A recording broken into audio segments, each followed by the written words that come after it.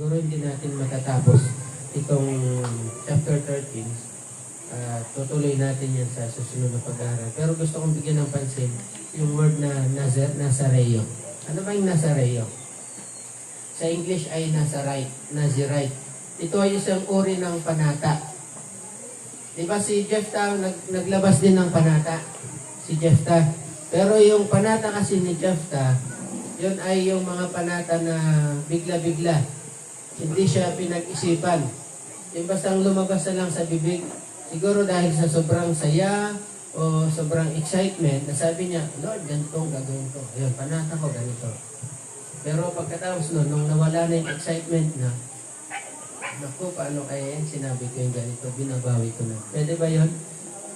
Binasa natin na pag nagbigay ka ng panata sa Panginoon, dapat gawin mo yun. Kasi expect niya na tutuparin mo anong sinabi. Pero itong Nazirite vow, binanggit din ito sa Numbers chapter 6, verse 1 to 21. Ang Nazirite vow ay isang free will na vow. Ano yung ibig sabihin ng free will? Hindi ito nire-require sa iyo. Hindi nire-require sa bawat isa. Ito ay isang uri ng panata na hindi man nire-require sa iyo. Pero dahil sa natatanggap mong biyaya, dahil sa mga pagpapala ng Diyos, gusto mong magkaroon ng panata sa Panginoon, di ba? Pero itong panata na ito ay pinaghahandaan at pinag-isipan ng husto. Kaya siya Nazirite kasi free will yan at pinagandaan mo. Pero may mga rules. Kung magbabaw ka ng ganito, may rules. Ano yung rules? Una, hindi ka gugupitan ng buhok.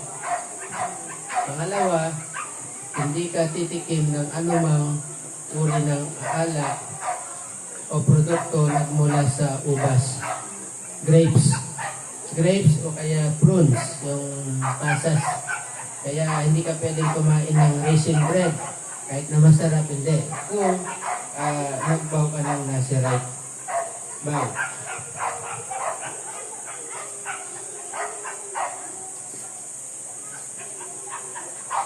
Ito ay tatapusin na natin to. Ito ay isang sa atin, pwede rin naman tayong magbigay ng panata para sa Panginoon. But make sure na pag sinabi mo yung panata, gagawin mo. Ano ba yung mga magagandang panata? Yung hindi bara-bara na panata. Yung hindi kung naisipan mo lang, o kung hindi dahil masaya ka lang o dahil nakatanggap ka ng blessing, nagbigay ka ng panata. Hindi ka doon. Yung panata na pinag-isipan mo, yung mga tipong magmula ngayon, Lord, hindi na ako mag-absent tuwing Sunday. Ayun. Di ba? Magandang panata yan? Kaya ba? Matutupad ba? Yun ang tanong. So, basta, ayun ang point dito. Kung hindi mo kayang tuparin, hindi naman kailangan sabihin eh. Ang Panginoon, pag sinabi mong, Lord, nananampalataya ako sa iyo, tinatanggap kita bilang Panginoon tagapagligtas. Yan lang yung hinihintay niya sa atin. Huwag na nating bigyan pa ng mga extra challenge. Hindi, huwag na. Pero kung kaya mo naman at kaya mong panindigan, edi gawin mo. Make sure lang na tuparin mo kasi aasahan yan ng Panginoon. At kung sumumpa ka, huwag din naman sa pangalan ng sinusumpa ko, sa pangalan ni Lola. Mamatay man si Lola, Alma. Ikaw naman, ilang taon nang patay si Lola, ma. Okay. So, saksi ang langit. Di ba may mga ganon? Huwag ganon, sabi ng Panginoon sa Mateo. Na pag sumumpa ka, huwag mo na idadama yung langit o yung ibang tao. Basta sumumpa ka na lang at tuparin mo kung anong sumpa mo. O yung panata mo. Panata actually ang tawag. Okay. Of course,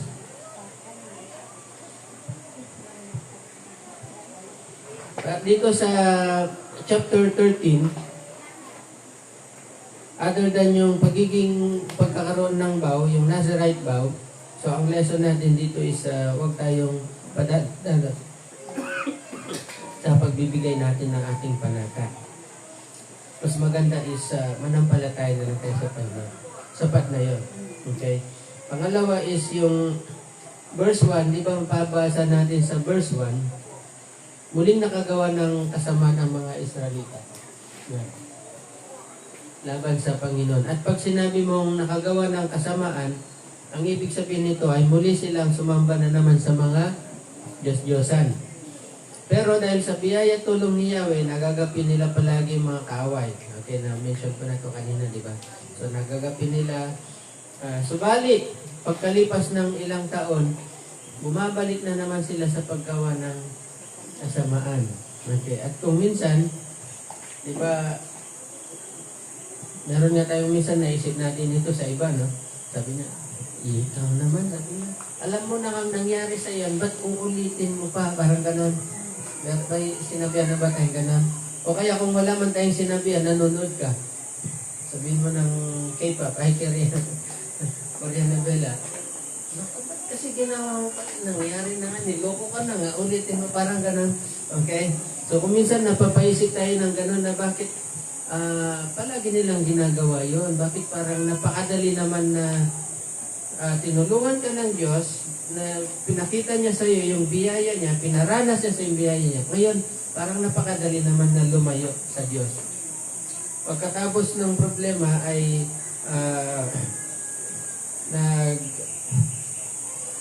nanatili sa Panginoon ay lang sandali. After that, mamaya, may ginagawa na naman na hindi maganda. Ito ay pagpapaalala sa atin. Ano kasi yung paalala?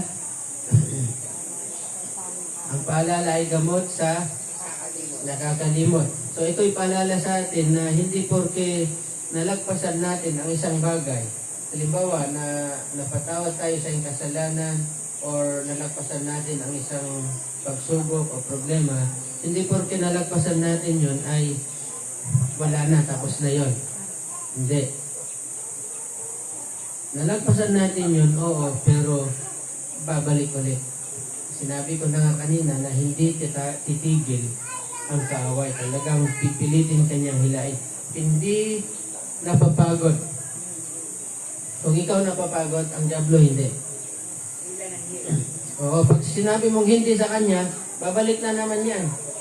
Parang salesman, di ba? Alam mo yung salesman na may binebenta siya, babalik siya sa iyo, kung minsan mag-chat-chat sa iyo. Kahit na hindi na tao yung nag-chat-chat sa iyo, bot.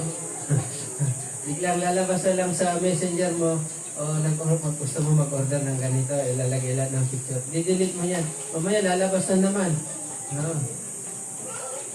Kahit tinanggihan mo na ng ilang beses, babalik pa. Walang kapaguran ang diablo sa kanyang paghadlang. Hindi siya titigil para hadlangan ng isang mananampalataya sa paglilingkod sa tunay na Diyos. Hindi sa Diyos-Diyos, kundi sa tunay na Diyos. Siya ay narito. Actually, kaya siya nandito sa lupa, meron lang siyang isang mission. Sirain ang sakripisyo ng Panginoong Hesus doon sa krus ng Kalbaryo. Siya at hindi lang niya sisirain yung mission ng cross, sasabihin niya, hindi naman Diyos si Kristo, hindi naman, yung iba nga, hindi naman totoong namatay doon, mga ganyan. Okay? So, hindi lang sa sisirain niya ang mission, ang sakripisyo ni Jesus Christ, gusto pa niya na siya ang sambahin ng mga tao. Diba? At marami ang kumakagat yan. At alam niya, alam ng diablo, alam ni Satanas, na malapit na ang kanyang oras. Nabibilang na lang yung oras niya dito sa mundo. Kaya, kung alam mo na oras na, halimbawa, papasok ka sa school at alam mo malapit na ka nang mag-start yung klase, anong gagawin mo? Pasyaman-syaman ka ko ba? Ay, malapit na yung klase. O, kahit na hindi ka pa nakapagsuklay, sumasakay ka na, maalis ka na. Yung bag mo, ginanon-ganon mo na lang. Kahit na ano na lang may karga mo. Ang subject mo lang ngayon ay Math, Science, English. Ang nilagay mo, pati araling panlipunan, pati PE. Hindi mo napansin ang bigat ng bag mo. Kasi, nagmamadali kang oras na, di ba? Ganon din ang diablo. Hindi lang siya double time, triple time, 4 times ang kanyang paggawa para lang igapitan niya, para lang ikaw ay hilain papalayo sa Panginoon. Kaya naman, huwag tayong papakampante. Okay? Huwag tayong pa-relax. Dahil nalagpasan natin ang isang pagkakasala o isang pagsubok, ang tanging sanggalang natin ay ang patuloy na magtiwala at manampalataya sa Diyos. Amen ba? Huwag natin kalilimutan ang iba't ibang mga disiplina natin bilang Kristiyano o tinatawag na Christian discipline. Ano-ano ba yung mga Christian discipline? Siyempre, nangunguna dyan ay yung pagbabasa ng yung Biblia at patuloy na pananalangin sa Diyos. So, in other words, para hindi tayo mahila ng kaaway, palagi tayo nagbabasa ng kanyang salita. May mga Bible lang tayo sa bahay, di ba? Pastor, wala akong Bible. May cellphone ka. May cellphone po ko. Nandun yung Bible ko sa cellphone. Ayan. Okay. Pwede kang manalangin kahit nakahiga. Pero kung seryoso ka, pwede kang manalangin nakaluhod. Okay. Ano pa yung mga iba't ibang discipline natin? Makipag-fellowship ka sa kapwa mo Kristiyano. Talagang mapapalayo ka sa Panginoon kung mga ka-fellowship mo, hindi naman Kristiyano. Mamaya lalaitin ka pa pagtatawanan ka. Dala Bible. No? Tatawagin ka pa, kamusta na sister? Gano'n. Pero hindi naman sister na as in sister, kundi yung sister ba na pang-insult ko, yan. Kamusta sister? Yan, gano'n. So, kung ang ka-fellowship mo ay ang kapwa mo Kristiyano, ang mga kapatiran, magpapalakasan kayo sa isa't isa. Hindi lang yon, huwag din natin kakalimutan yung magpuri, magsumamba at makinig sa pangangaral. Every Sunday, yung prayer meeting natin, huwag nung kakalimutan. Alam ko masarap matulog ng 3:00, pero mas masarap manalangin. Tama po ba? Mas masarap manalangin. Ang pagtulog, marami kang makakalimutan. Pag manalangin ka, marami kang matutulungan. Maitataas mo lahat ng mga isipan mo. Di ba? Pag manalangin ka, marami kang naitataas. Hindi lang yon, hindi lang yung pagbabasa, pananalangin, fellowship, at pagsisimba, kailangan din nating maglingkod sa Diyos sa pamagitan ng pag-involve sa kung anumang ministry sa church na napupusuan mo. Kasi pag idol, alam niyo yung isang idol na tao? Pag sinabi mong idol, yung walang ginagawa, nasa bahay ka, walang ginagawa, ang daming tatakbo sa isipan mo. At karamihan, yung tumatakbo sa isipan mo hindi siya maganda. Ano kayang gagawin ko ganito, ganyan. Ay, si Kon, may ginawa sa akin na hindi maganda, gaganti ako sa kanya. Papasok lahat ng mga hindi maganda pag idol ka. So, paano ka hindi maging idol? Dapat meron kang gagawin. So, yung aras mo, ba't di mo na ipaglingkod sa Panginoon? Hindi ba? Mas maganda. Mas masaya pa. Hindi lang yun. May gantimpala pa. Buhay na walang hanggan. Ayan. Okay, so tayo tumayo. Siguro tutuloy na natin to next oras na. Lord, salamat po sa aming pag-aaral.